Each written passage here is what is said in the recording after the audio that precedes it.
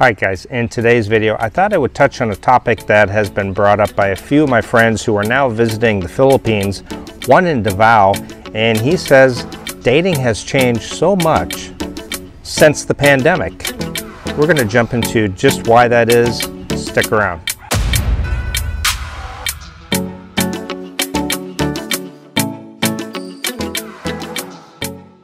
So my friend and I started talking and trying to figure out what exactly has changed since the pandemic.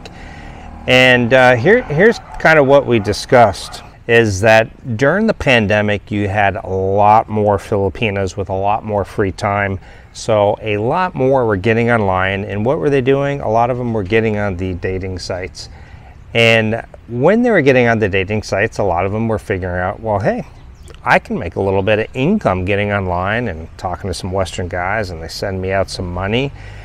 And I think a lot of them figured out that it's easy to get online and to get some guy to send $100 or something. And if they talk to 5 guys, and they can get 1 out of 5 to send $100, or if they talk to 20 guys and a couple of them send it, I mean, they're making the wages that they would make at a full-time job.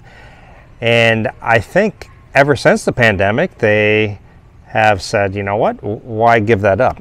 So I think online, there are a lot more scammers than there ever were before, because I really was kind of an advocate of, I mean, most people I know in relationships have met through online, through dating apps and what have you.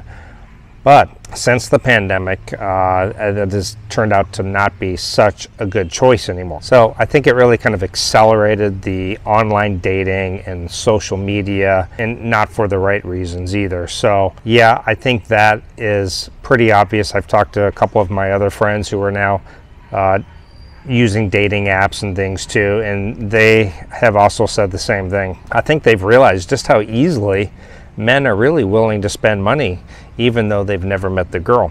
So even if you do a cold approach now, chances are that she probably already kind of knows the game, or she was online at one time and maybe she's not even interested.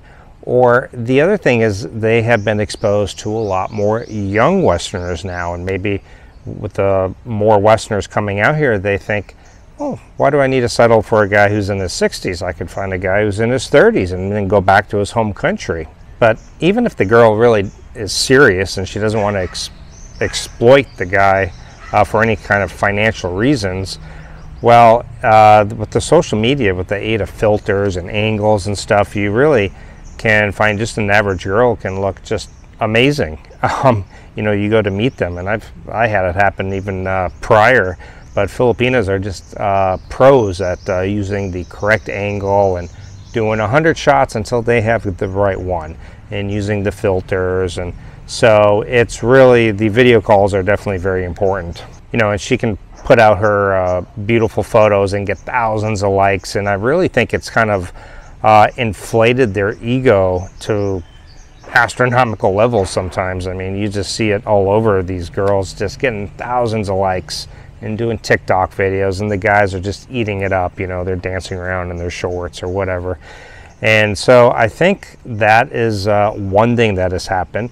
The other thing is, I think probably on a dating site, you're lucky to find 20%, maybe even less, depending on the dating site. Now, I still think maybe like Christian Filipina, you find much more serious. There's a link in the description.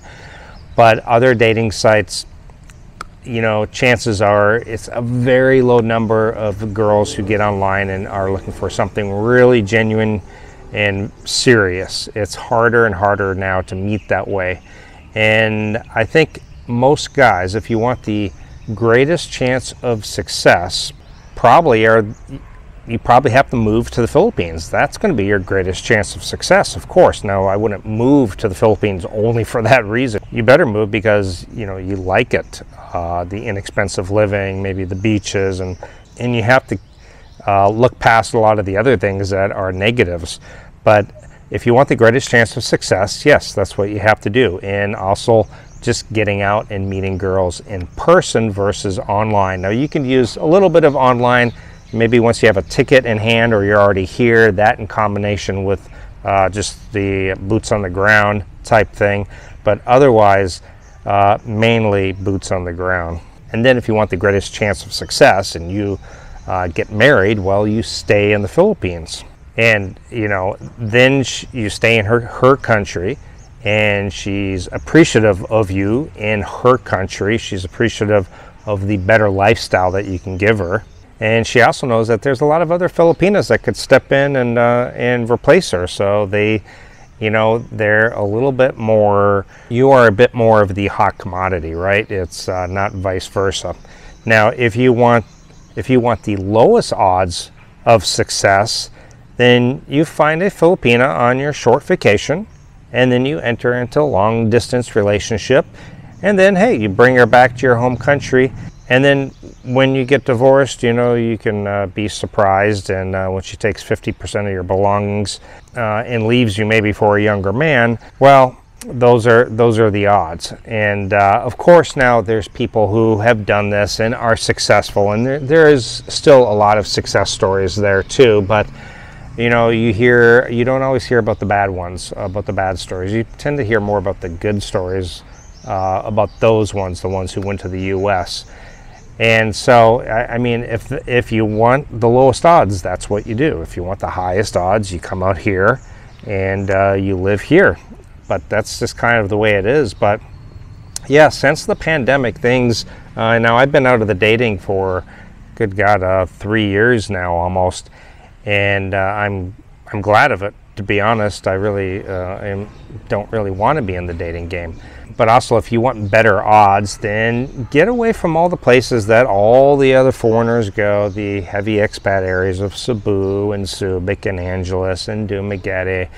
And you get out to Bayawan, Dipolog, Mindanao, Leyte, Samar. You know, you just go to these places that you know, there's not a lot of foreigners, so if they see a foreigner, they kind of appreciate it. It's more of a wow factor for them, even though they may be online, and you know, but that's the case. If you get online, just know that a lot of these girls, that the odds of finding somebody serious online have dwindled quite a bit. Because I think of the pandemic and of them having so much free time, they all got online. They were bored. Maybe they started off looking for somebody and they realized, oh gosh, if I talk really sweet, send a few sexy photos to this guy, he'll send me $100 US. Wow, I don't even have to work. Gosh, imagine if I talked to 50 guys, if I could get a few of them to do the same thing, you know. And so I think they kind of figured things out. And that's kind of your online dating pool right now, to be honest. You get so many requests for money. And my friend told me in Davao, he goes, I've seen more girls with iPhones than I did in Australia. So it goes to tell you something. Now, they could be 5 generations old. I don't know. But he says the dating has definitely changed. My other friend has told me the same thing. But if I think nothing has changed as far as like the boots on the ground and getting out to the places where a lot of expats don't go. I don't think that has really changed much. I think you're still in high demand. I still think it's easy to get a very sweet, nice girl. And I still think there's tons of great girls around the Philippines. Almost everywhere you go, you can find somebody. But like I said, if you want to lower your odds, well, then you get onto the online dating apps. And you just come here for a short vacation with no plans to ever move here. And you enter into the long distance relationship, and then you bring her back. And, you know, that's going to lower your odds, right? But if you want to increase your odds, got to move out here, got to get to where they are, got to get to where all the expats aren't. That's just the way it is. So let me know, guys, what do you think? What has changed? I've heard so many guys say since the pandemic, things have really changed. The dating scene is totally different. I can't say for sure. The last time I was dating was during the pandemic. And of course, I'm married now, so I don't really know. I know during the pandemic, a lot of them were afraid to meet you sometimes because of the pandemic. They were scared. a lot of them, there's a lot more online that did want to meet, but it was harder to meet. So yeah, based on what my single friends are telling me, I got one friend in Davao, I got one in Bohol, one in Cebu right now, and they're telling me, gosh, this really changed. It's not like they can't get any dates. I'm not saying that. The dates, it's still 100 times better than the West, but things have changed for sure. So please share. Tell me if any of you experienced this coming out here after the pandemic and tried dating. Has things changed? Let me know down in the comments, guys. We'll have that discussion. So thank you again for watching, and I'll see everyone next time.